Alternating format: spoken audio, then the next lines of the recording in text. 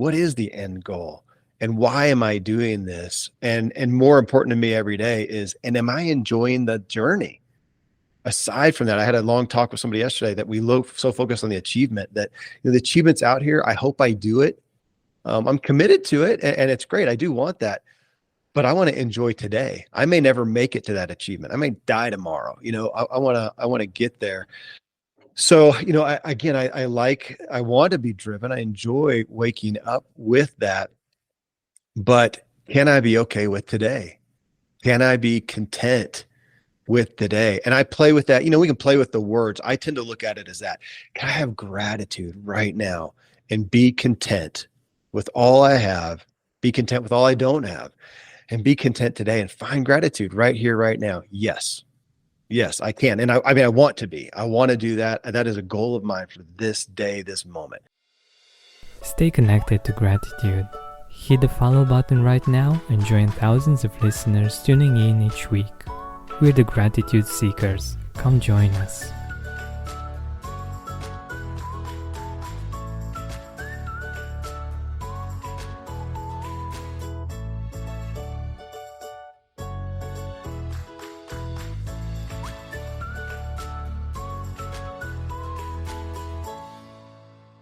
Hi, Gratitude Seeker. Welcome to a new episode of the Gratitude Podcast.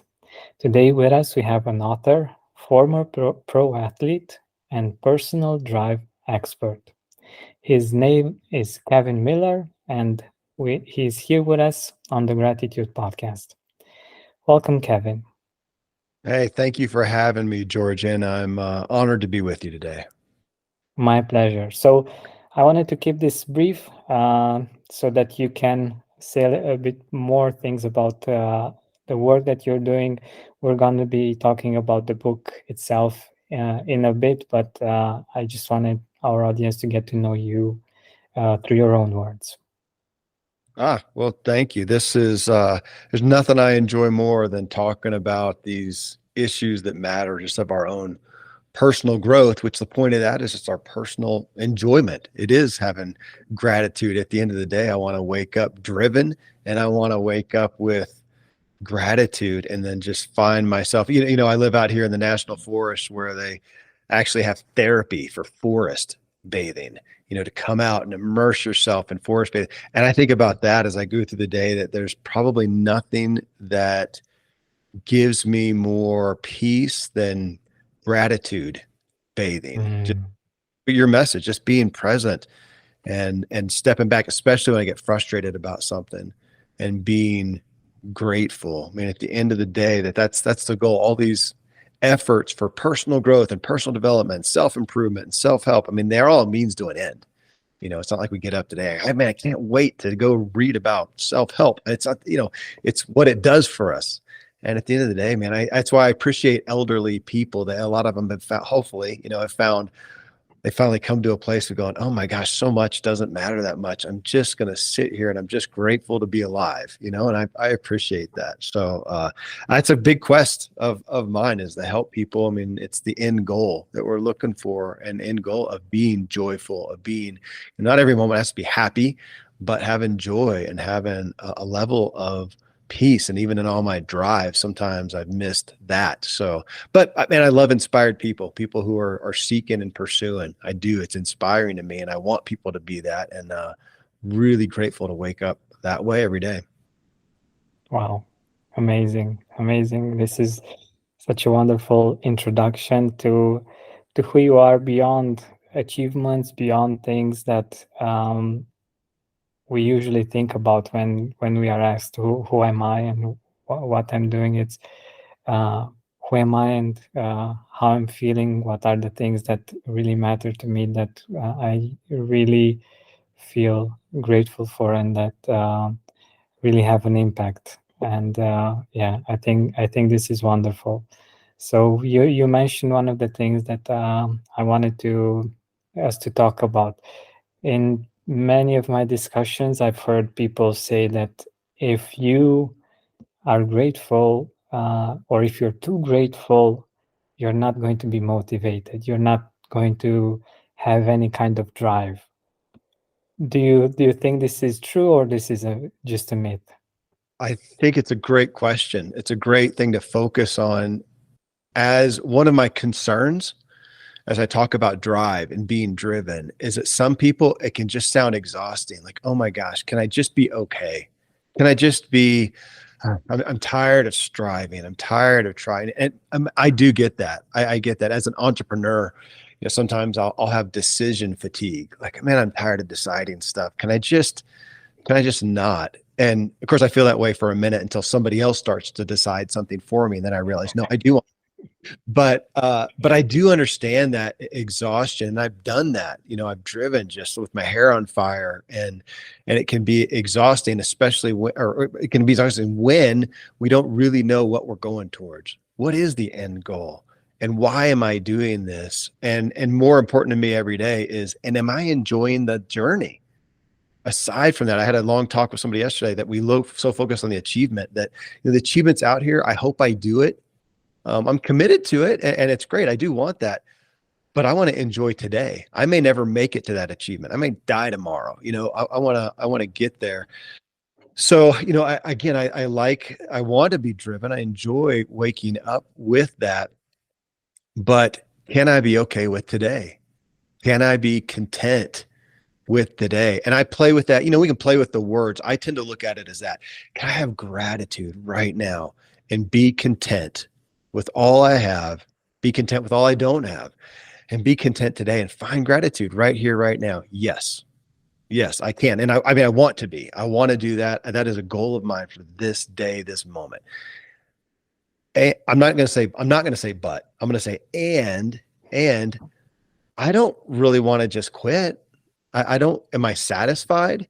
I mean, again, we can play with the words content, satisfied, but I tend to look at, am I content today? Can I be content here? But I'm not necessarily satisfied. I feel like I want to be a good steward of my life.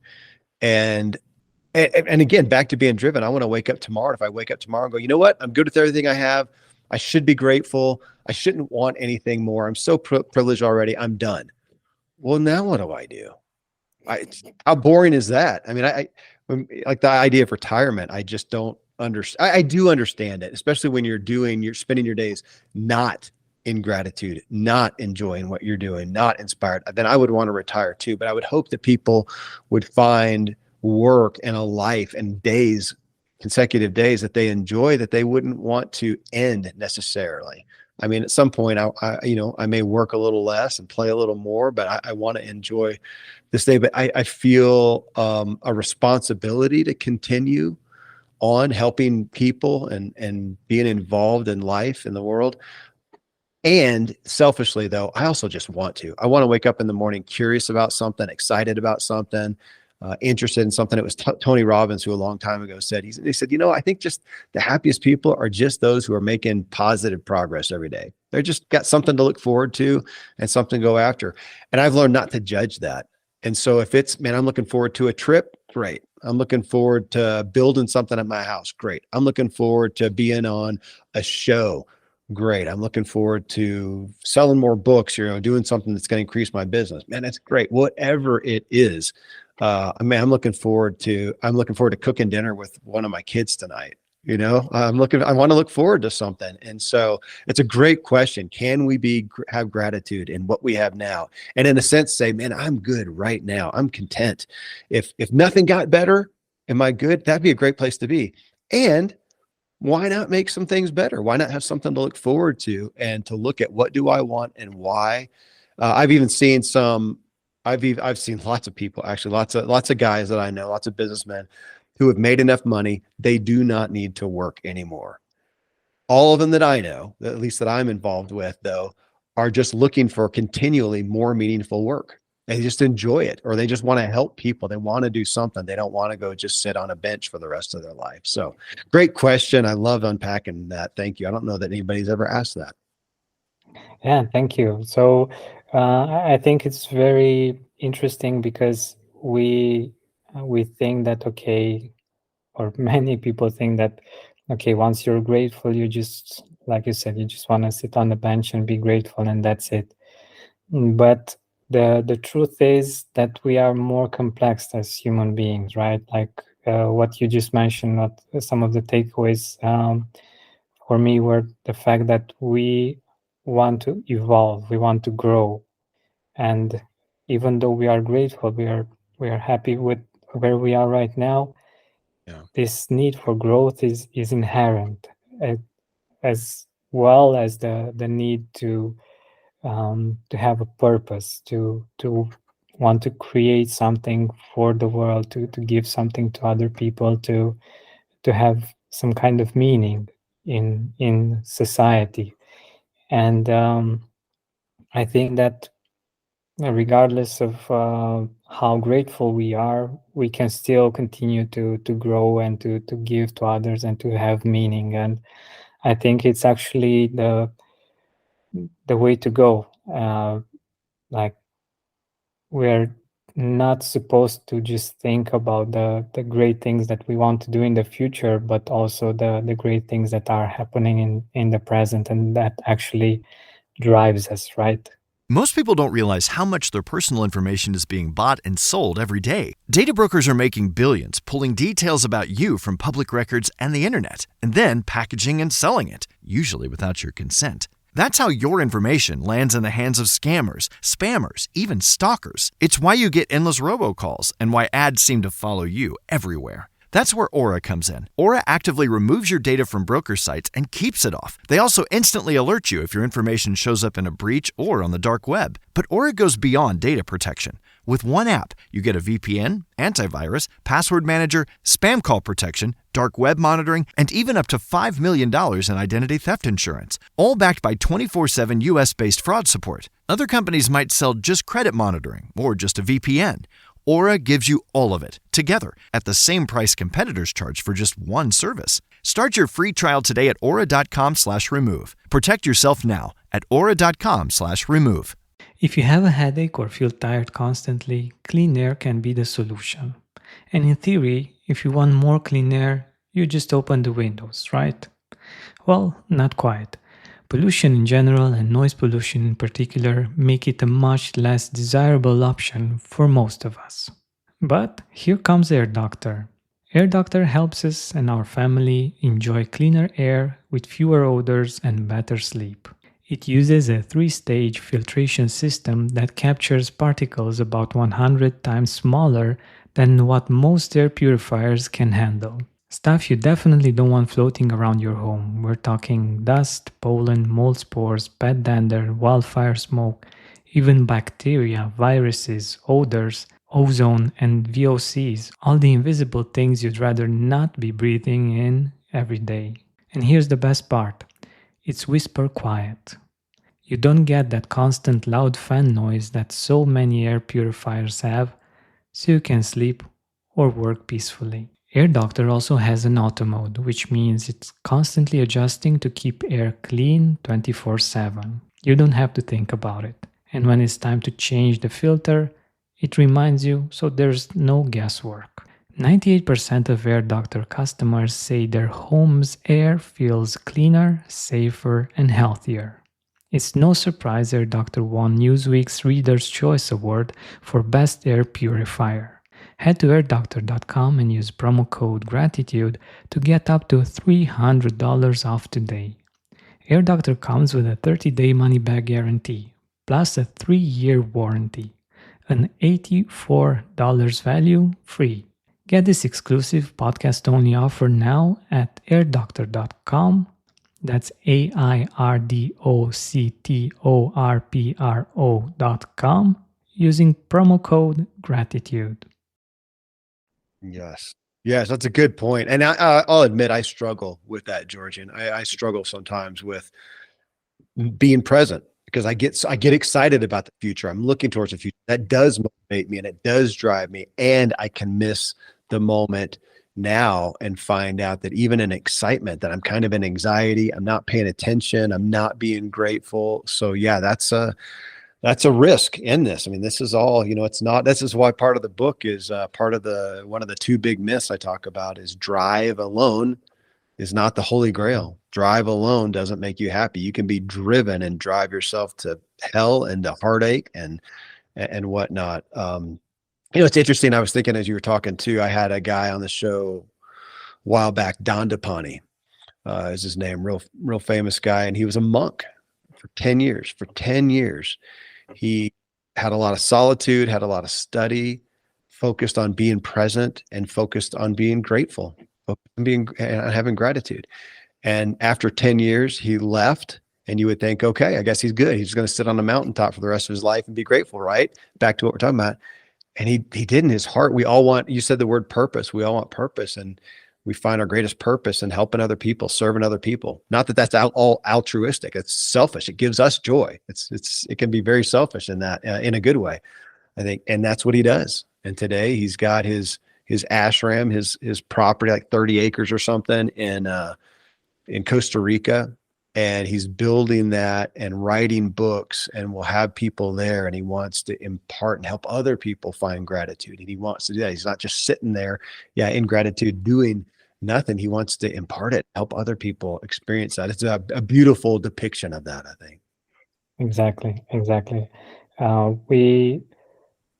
I think it's one of the things that gives us the drive, right? To give to other people, to have this kind of meaning, and to wake up knowing that the actions that we do actually impact other people, right? Yeah, absolutely. I mean, it's so elementary to say it, George, and you know that, but it's just true. I mean, at the end of the day, that's where we find purpose, is in having some kind of meaning to somebody else. And we can do that very, very selfishly and very insecurely. And that's not good as well. But even on the other side of getting to a place of, again, being present, personal peace, personal confidence, that's still what we want to do. We want to go out and give meaning to other people's lives, and getting testimony that we mattered to somebody is dramatic. It's dramatic. I don't know that there's anything more fulfilling. And I thought one time, if I woke up and the world was just like it is, but I was the only one here, I have no purpose. What's the point?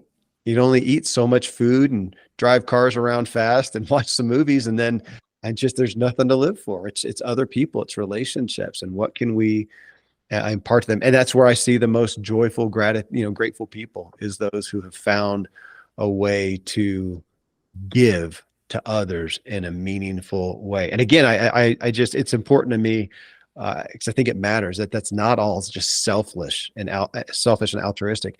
It is what fills us. I do what I do today, my work. Why did I choose this work? What I'm interested in, but it's also what I get the most joy in, giving other people and seeing a response. It hopefully fills us both up. Exactly. So if I'm to ask you, what are you most grateful for right now? I'm guessing it's related to the work that you're doing, right? Man, that's a good question. I'm most grateful right now for the insight I'm getting into my own life. I should say that. Yeah, I'm most grateful that I matter and help other people. Man, right now I'm in a place. I mean, I'm always in a place. That's why I do the shows. My podcast is called Self-Helpful. Actually, we're just about to change it. By the time this comes out, we're changing it to What Drives You. It's more in line with what I'm doing. So obviously that's the book title. But in doing that, though, I get to sit with people and learn, and I get excited about bettering myself, helping myself, because then I can be better for everybody. I'm a better dad when I help myself, and I'm not sitting in weakness or fear or any of those negative emotions, when I can figure out ways to help myself, to reprogram my brain, to get myself thinking in a different light, to be present. I'm a happier guy. My kids like me better. My wife likes me better. My friends like me better. And my audience likes me better. I mean, they testify that's a good thing about podcasting, as you know, you listen to somebody long enough, you can't hide. They feel you, they feel your spirit. And if I'm coming here in my own fear and doubt and insecurity, it's going to come across. And so it's exciting. I get excited to hear a message, to talk with somebody about something that I need, that I want. And that excitement, I think, comes through. So it starts with, again, that's why this, the show has been called, it's still around self-help, self-improvement, that to the level that we continue to help and improve ourselves, develop ourselves, we can then pass that on to other people. And it's just a beautiful fruition. Yeah, definitely. It's one of the best gifts that we can give the world to take care of ourselves from all points of view, because we end up being the kind of person that we want to see in the world, that we want to interact with. Of course, if we are always tired and um, hungry and all kinds of things, Yeah. it's really not that good of an experience to be around us. So it's our responsibility to take care of that first, and then we can go out in the world and have a positive impact. Of course, it's not always going to be easy to do that. Sometimes we fall back on some things, Sure. but that doesn't mean that we are not giving our best to improve and to get better and to understand how we work and why we work in different ways. And yeah, I totally resonate with that. So what I also wanted to get into, that is something that we both really enjoy and appreciate, is nature. So in the many interviews and episodes of the Gratitude podcast, one of the main ideas that we talked about having a really deep impact on our gratitude is nature. And I'm curious, what's your experience with nature and mental health, and yeah, just the connection between you as a human and nature? It's dramatic for me, Georgian. I mean, nature in my life, and I hear the testimony so often. I do know there's obviously a lot of people who live in big cities who don't have a whole lot of access, but my gosh, I can be in a middle of a city and just find a beautiful tree and hear the wind blowing through it, and Mm. be touched very much in the same way as I can out in my office. And when I do that, the times that I'm in a city for speaking or whatnot, I'll go for a run almost always, and I always find something beautiful, a tree, a lawn, some an area of flowers, just something that gives me that. And I think that we're made to find joy in that it's an energy that just lifts us up. And yeah, like I said, I've heard more and more about forest bathing these days, taking trips and going out to the forest. Now I live in a forest. I mean, I grew up and I wasn't real aware. I was in a neighborhood in not a big town, kind of a medium-sized town, and spent a lot of time outdoors. It's before the internet and all that good stuff. And so we were wasn't thinking about it so much. And the landscape there was nothing special. And I was, I think, 17 and went to the mountains, and it just touched my heart, and I knew it did. And from that point on, it's been a part. Now I built a house in a national forest out in the Colorado Rockies because I wanted to immerse. I also often say it's like vitamins for our soul. And but again, man, I'm looking at your backdrop with plants, and I've got plants behind me too, and I can turn around and see I think it's called like a Norfolk pine or something like that, and it's just beautiful, and it's green, Wow. live. And I have in my home office, I've got an orchid that just bloomed. It's got a couple blooms coming out. And it's just it speaks to me. So if it's just something sitting on my desk, we can participate in that. I love watching movies that take place. Most movies, as you know, it's in a city somewhere, but you can find them where it takes place in the outdoors and beautiful landscapes. And gosh, yeah, I so appreciate that and think that we can all participate in some way, even if it's a plant on your desk, and then it does have meaning for us. I also, just from us being energetic beings, the idea of grounding has gotten more popularity, And I do. And even living out here, I can realize, man, my fingers haven't touched the ground in a while. And I'll go outside barefoot, or I'll go sit down and stick my fingers in the dirt and just think of kind of like, letting everything run through. And I'm not super woo woo on, how all that works and stuff, but I just think, it just makes sense, to be in touch with this earth and not just the wood and concrete that we come out on. So that even to go and just sit on the ground when you can and touch the earth, I think is beautiful, and yeah, has deeper meaning than we'll probably ever understand. If you have a headache or feel tired constantly, clean air can be the solution. And in theory, if you want more clean air, you just open the windows, right? Well, not quite. Pollution in general and noise pollution in particular make it a much less desirable option for most of us. But here comes Air Doctor. Air Doctor helps us and our family enjoy cleaner air with fewer odors and better sleep. It uses a 3-stage filtration system that captures particles about 100 times smaller than what most air purifiers can handle. Stuff you definitely don't want floating around your home. We're talking dust, pollen, mold spores, pet dander, wildfire smoke, even bacteria, viruses, odors, ozone, and VOCs, all the invisible things you'd rather not be breathing in every day. And here's the best part, it's whisper quiet. You don't get that constant loud fan noise that so many air purifiers have, so you can sleep or work peacefully. Air Doctor also has an auto mode, which means it's constantly adjusting to keep air clean 24/7. You don't have to think about it. And when it's time to change the filter, it reminds you, so there's no guesswork. 98% of Air Doctor customers say their home's air feels cleaner, safer, and healthier. It's no surprise Air Doctor won Newsweek's Reader's Choice Award for Best Air Purifier. Head to airdoctor.com and use promo code GRATITUDE to get up to $300 off today. Air Doctor comes with a 30-day money-back guarantee, plus a 3-year warranty. An $84 value free. Get this exclusive podcast-only offer now at airdoctor.com.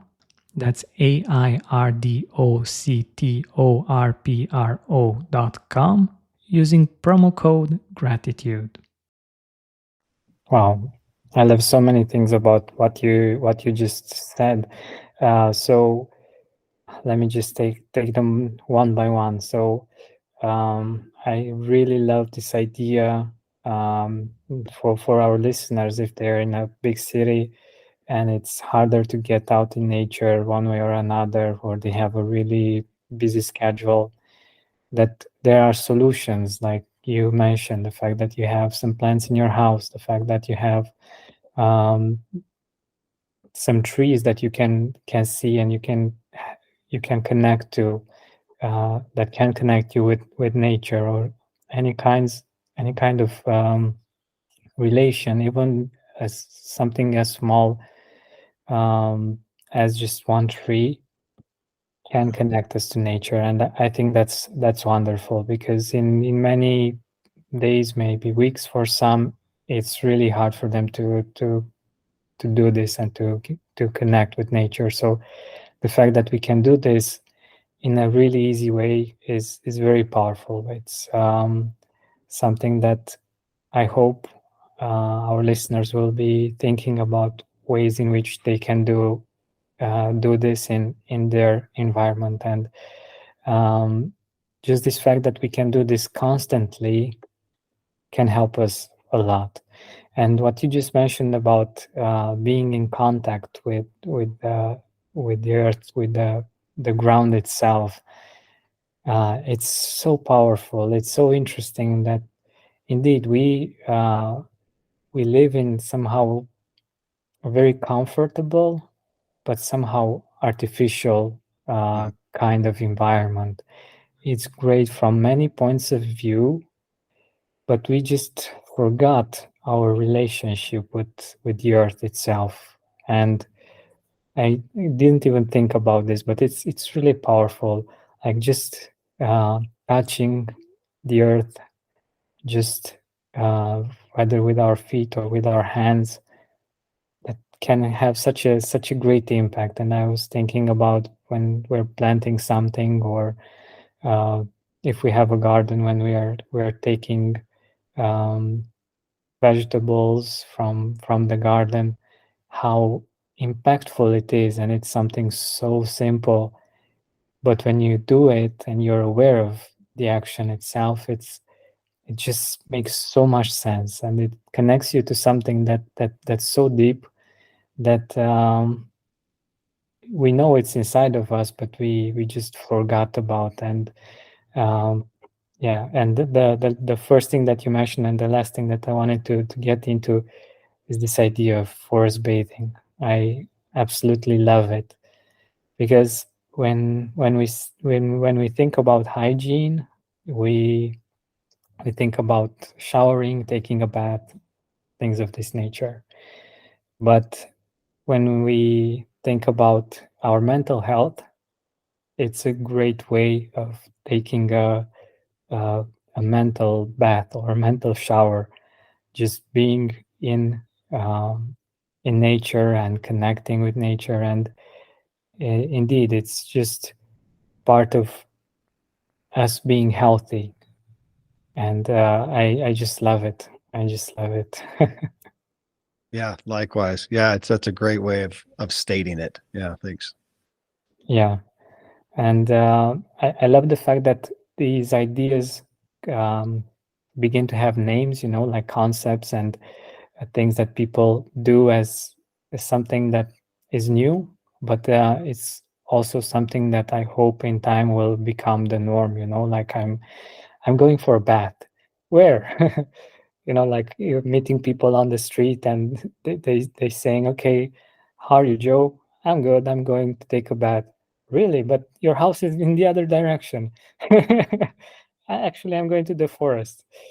Yeah, it's We do so much where we go out for entertainment. I'm going to go out to a movie. I'm going to go out to an event. I'm going to go see a friend or family. And we travel. And to those who are not close to a forest, to go, gosh, I'm going to drive whatever it takes, 15 minutes or an hour, and spend an hour just in the woods, my hands or my feet, touching. I'm listening to the wind in the quiet, and just, yeah, I wish we realized the value of that. You think about the animals, they spend their lives touching the earth, and we insulate ourselves. We have shoes and floors, and to think we can go for, I think people, you go for a year easy with never touching that. And I think there's something spiritual to it.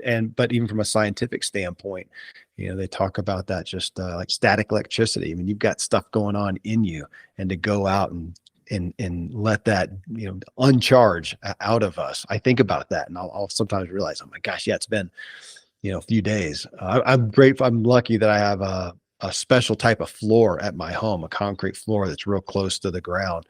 And so I spend my time at home barefoot, just to be, Mhm. opportunity. But I know people these days, even in apartment buildings, who can do different, go outside, obviously, but there's some that are doing even things, running copper pipes and stuff, so you can ground yourself wherever you're at.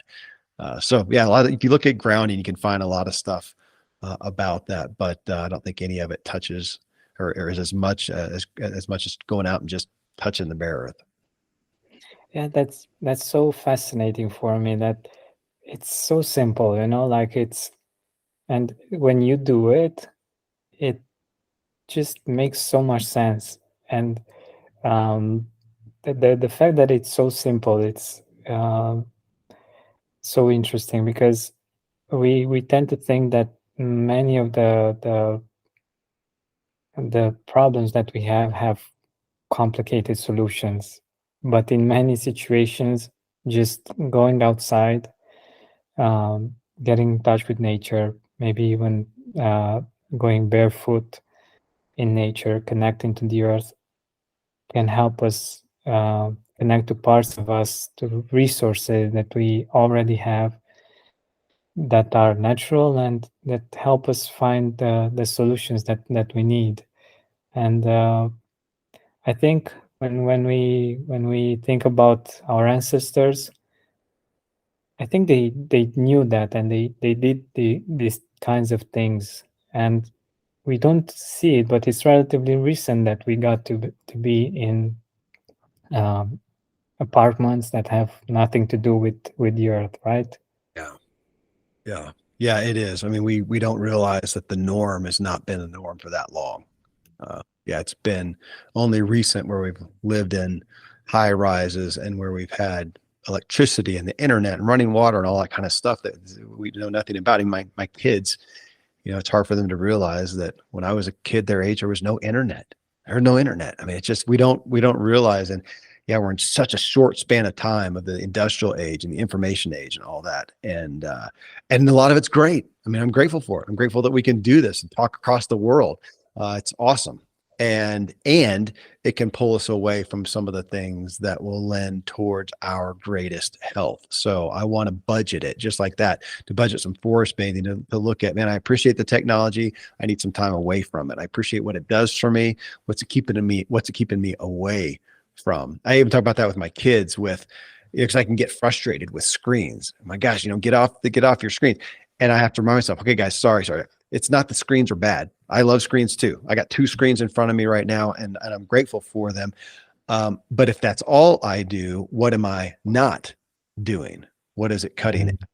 So we tend to look at it that. So, screens aren't bad, but if that's all we do, what am I not doing? Well, I'm not going outside. I'm not having a conversation. I'm not exercising. I'm not meditating. I'm not doing some art. I'm using different aspects of my brain. I'm just on a screen, and even looking at, am I on the screen for entertainment, which I like doing that, but I need to be on my screen for producing productivity as well.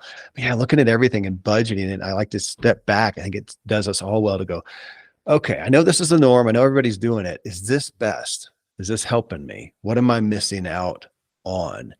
And again, man, I find the most grateful people, the most peaceful people are those who are aware and they manage their lives so that they're not missing out on things, that they're not overusing, certain things, and they have a healthy respect for everything that they're doing and are present. They're thinking about what they're thinking about. I love that thought.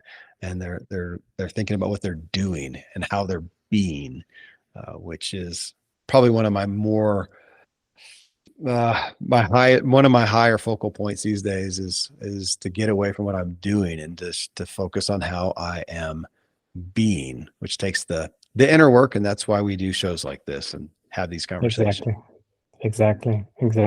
I love your perspective on screens and on how we manage this, because I tend to, at times I'm just like, okay, I just don't want to see any screens anymore, and I tend to go to the opposite of appreciation for them, because like you said, I feel like because I'm so addicted at some level to this, I'm missing out on other things. And but I think that the right approach is the one that you just mentioned. I am grateful for them, and I'm grateful for all that they can do, but I should also be aware of what I'm not doing while I'm resting or getting some entertainment from them.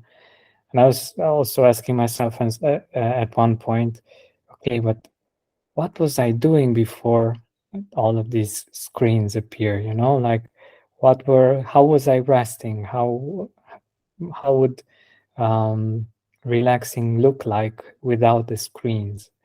And I love this idea that you mentioned, like asking questions. Okay, what is this taking away from me?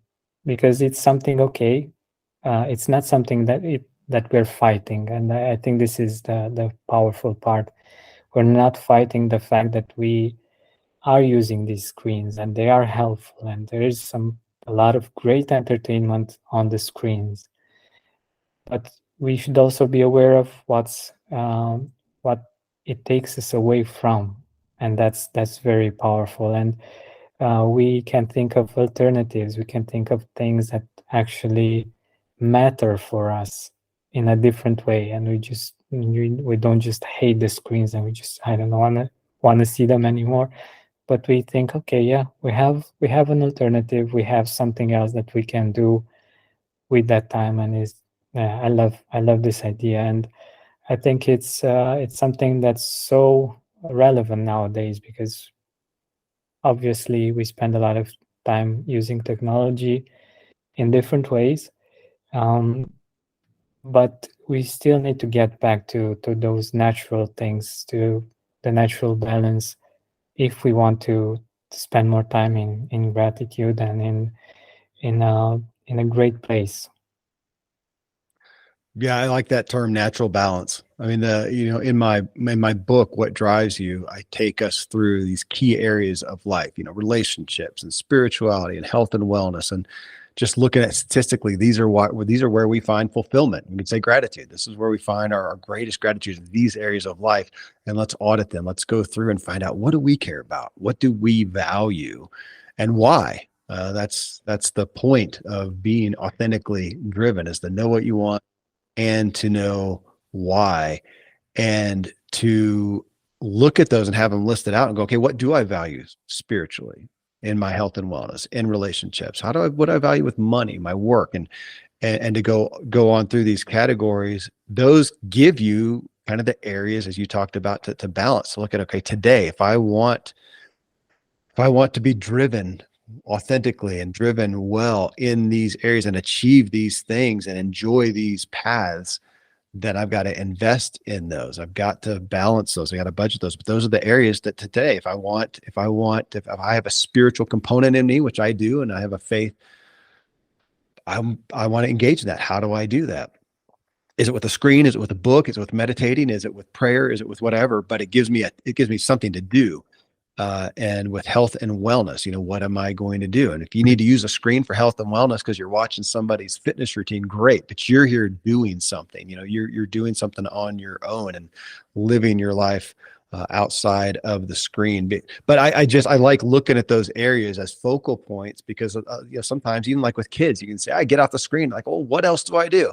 Well, it's good to know. I think as adults, we sometimes think about that. We get so inundated with, we've got, our computer, we've got our phone, and we do our work on it, and we do our communication on it, we do our entertainment on it. We don't really know what to do. And again, it's not to vilify the screen, but then to say, gosh, it shouldn't be all, on the screen. What are the things you care about? What do you want to engage with, and taking some time to do that. And regardless, again, with screens being so predominant in our lives, I mean, I must always have, a device with me, because if nothing else, I'm playing Spotify music on it. It's my music player. And so I may have it there, but I also want to have times where, I do not engage with it. That's why at night I read a physical book. I'm in bed with paper in front of me. And now, some people use even a Kindle. Okay, that's, I'll give you that. That's okay. It's still a different perspective of reading words and not being entertained with images and whatnot. But yeah, having some times when I'm going to fast, in essence, from the screens, just for the sake of getting my vision on something else. Sometimes I think about that, even with like forest bathing. I need my eyes to be able to adjust from not what's just in front of me, but I want to spend some time, after sometime in an hour or two, I'll go have lunch on the deck here at my office, at my studio, and we'll look off to Pikes Peak, that's however many miles away. And I want to give my eyes a chance to focus in a bigger way. And it's a great metaphor. I want to let my mind think of things that are further away than just what's in front of me. So again, it's not about good, bad, right, wrong. It's just about, as you said, I think a good word is balance with it. Wow, I love it. And I love it so much, because it's exactly what I'm experiencing as well. Like, and I'm sure that many of our listeners are having this kind of experience also. When we look at screens, they are naturally, for instance, for the phone, it needs to be quite close for us to be able to see what's on it. With the laptops, again, they need to be quite close. And in general, we have the screens quite close to us. Yeah. And when we do this all the time, of course, our eyes get tired. But a great exercise, and also we tend to, like you said, as a metaphor, we tend to be short-sighted. We tend to see just what's right in front of us, just the first few steps. We don't have a bigger vision, and that psychologically makes us just think about the near future. We don't see the bigger picture. And when we go out and I love to do this as well, and that's why I love what you just mentioned. I love looking as far away as possible, and to it's also really restful for the eyes to look far away, and also to have this kind of wide perspective in which um, you can see the bigger picture and more of the world, actually, because our eyes, if we think about our ancestors as well, they are not used to having uh, so much so many things that we look at that are so close. Well, we always looked further away one way or another, and that's natural. And I think that being in tune with nature and with what's natural for us is what's best for us, and what makes us get back into a place where we can deal with challenges much better and be more grateful. So another point that you started with, and that I wanted to get to, is um, the why. We tend to forget to ask ourselves about the why. We do a lot of things, and we just don't remember why we're doing them. And that's why I love the name of your book, What Drives You, because it makes you think about that question. What actually drives me? Why am I doing all of the things that I'm doing? Because we tend to forget, and we tend to go just in patterns, and we just go on a roller coaster, and we we tend to just go with it, and we don't remember why we got on it uh, in the first place. So let us know a little bit more about this idea. I think it's huge. It's one of the biggest foundational aspects of our life and of our drive and of our gratitude is knowing the why behind what we want, or I would say what we think we want, which we don't want to hear. We want to think that we know what we want, and we're so inundated with our culture today, especially through these screens, with the media and the expectations of our culture. I mean, we all grew up with some kind of an upbringing and probably some expectations that people had on us, or expectations that we just saw and thought, man, that looks good or that looks right, and we just expected it of ourselves. So we just brought it on ourselves. It wasn't even from somebody else, but it's an expectation that came that we agreed with, and we didn't really question, is that what I authentically really want?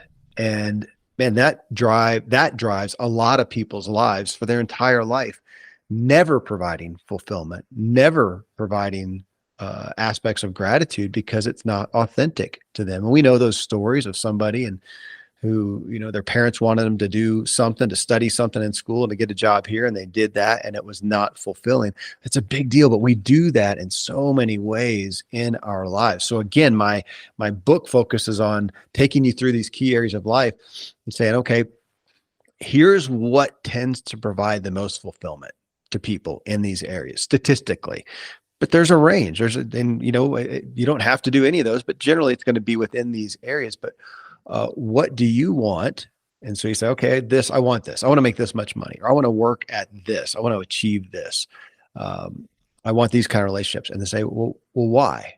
I want to have 100 friends. Why? Well, because it seems like the more friends you have, the better it may be. Okay, that doesn't mean that it's actually matters to you. I'm not somebody who needs 100 friends. I'd rather have 5 really close friends, or 3, even, but to look and go, why? And that why is usually whatever your first answer is not the real why. You got to get below why, and it'll come down to an emotion. It'll literally come down to an emotion, something that gives me peace. When we do all this stuff to, at the end, again, it's all a means to an end, to get to a place where we just feel good. It's almost disappointing to hear that all this effort, all the stuff we're doing, all the achievements and the status and the things we go after and what we do, at the end of the day, it's just to make us feel good. That's it. And to look at that and go, okay, why am I doing that? And it's so often I'll find, even in my own life, it's a constantly having to come back to that and go, gosh, I get to doing and doing and doing and doing more. And I finally go, that's so much of that, it's good stuff, but it's not great. I'm gonna have to give up a lot of that to come back, because I'm always getting more clear on my why, on what the end goal is of this thing. So as you go through these big areas of life with money and work and relationships and finances and health and wellness and spirituality, and you go through those, there's a why at the end of that. It's not that we want to just go pursue health and just exercise just because for fun. I mean, some people, I have exercise that I enjoy, but there's foods I eat that if I just ate what I liked, it would not be the healthiest stuff, now. So I eat things because there's a why at the end of it, because I want to feel and look good. Well, why? Well, that's a good question. Why do you, that's a big one I go through in the book, is health and wellness from a couple different places of how you want to look and how you want to feel. It matters to us how we look. It just does. You might say it doesn't matter to you. I don't believe you. It does. And it matters to other people. And there's opportunity costs in there. And then how you feel. I've never met anybody who said, I just don't care how I feel. So you're fine with absolute pain. I mean, nobody would say yes to that. Why? Why do you want to feel good? What do and there's a value, because I want to be at peace, and I want to be able, and I want to be able to bend down and play with my kids and not have pain. I want to be able to go on a hike because I love the outdoors, and if my knees are achy, I can't do that. And the outdoors fills my soul.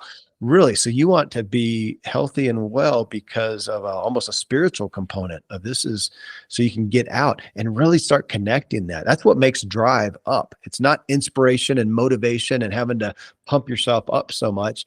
It's knowing, okay, this is what I want, and I've figured out why, and I'm in agreement with that. And that's a big word to me, is agreement, because there's sometimes we'll realize, gosh, why are you going after that job? Or let's say, why are you going after that degree, or going after that promotion, or going after that title? And you say, why? Well, just because I want it. Okay, really, why? Okay, because I want to prove to my dad, who said I'd never amount to anything, that I can. Really? So are you good with that? That being your motive? Is that going to be is that going to give you real joy at the end of it? Are you going to get a trophy, from your dad if you finally achieve that? And you'll find people, start digging in, and they'll go, oh, yeah, that's not a real enduring why. Let's find it. Let's connect it to something you care about. Because you may find out, and here's what we're looking for, you don't care for yourself. You don't want to be a doctor. You're doing that to impress somebody, but you actually don't really want to do that at all. You want to be an accountant. Let's get down to what that is and find out really why you do. And I say that, it's hard work. It really is. I find that people feel a lot of freedom and permission when they read my book, because it frees them up to step back and ask the why. But sometimes it's a little frustrating because they don't know. And then there's your work. That's okay. You're in good company. And you may find out, I don't know. I think I want to do that, but I don't know. Okay, then let's figure out the work and start doing that internal work to figure out what lights you up, what does drive you, what does inspire you, and be free to own it for yourself, and not just as to other people or the culture. And I say that and have so much compassion, because I know it's so hard. I'm not free from it. I've got an ego. I want to belong. There's nothing more we want as humans than to belong with people, me included. And sometimes I got to look at that and go, gosh, am I doing this just to belong? And it's not really me. Or is it a part of me? And I got to grapple with that sometimes. And there may be sometimes in a given moment where I may do something that's just to belong. not something huge, not something completely unauthentic or immoral or whatever, but I may do that. But I like being aware of it. Okay, you know what? I'm going to go along with that just because I do want to belong with you guys in this thing. I'll go ahead and do it. Not my favorite thing. That's okay too. But I want to know. I don't want to be blind to it. Otherwise, you can go really deep and end up devoting yourself to things that are fitting somebody else's why and not yours, or fitting an unhealthy why for you. So yeah, you asked that question, man. That's a big root issue for me. I think for everybody. Definitely. And like I said, knowing this root is so powerful, because in many situations we do things that make us suffer, that are really hard for us, for whys that if we are more aware and we look into them deeper, we realize that they might not even be our whys. And it's very powerful when we do that kind of work. So where can our audience get your book? Yeah, the book is called What Drives You, and you can get it at Amazon in any format that you want. I just was on a show yesterday with somebody who listened to the whole book, and it's me talking for who knows how, or 5 hours probably. But it was a lot of fun to do. But you can get it there, and then you can find me at kevinmiller.co anywhere. That's the website. You can find me on all the social media, YouTube and whatever. And then of course the podcast is the podcast, but when this comes out, it'll just have changed the name to What Drives You. But we've got a big audience, and of course on Apple, Spotify, or wherever you listen, you can find it. And we do 4 shows a week and just have great conversations like this with great people like you, Georgian. Excellent. Thank you so much for being here with us, for staying longer than we anticipated. But I'm sure that you've enjoyed the conversation as much as I did. So thank you so much. Thank you. It's been an honor and great to connect with you. My pleasure. Hey, Gratitude Seeker, thank you so much for taking the time to listen to this interview. I really appreciate it. And if you could think of one person that would also benefit from it, share it with them. It might actually be the inspiration that they need to make their day, or maybe even their life, much better. Thank you so much once again. This has been Georgian Benta. Don't forget to keep seeking and spreading gratitude. Most people don't realize how much their personal information is being bought and sold every day. Data brokers are making billions, pulling details about you from public records and the internet, and then packaging and selling it, usually without your consent. That's how your information lands in the hands of scammers, spammers, even stalkers. It's why you get endless robocalls and why ads seem to follow you everywhere. That's where Aura comes in. Aura actively removes your data from broker sites and keeps it off. They also instantly alert you if your information shows up in a breach or on the dark web. But Aura goes beyond data protection. With one app, you get a VPN, antivirus, password manager, spam call protection, dark web monitoring, and even up to $5 million in identity theft insurance, all backed by 24/7 US-based fraud support. Other companies might sell just credit monitoring or just a VPN. Aura gives you all of it, together, at the same price competitors charge for just one service. Start your free trial today at aura.com/remove. Protect yourself now at aura.com/remove.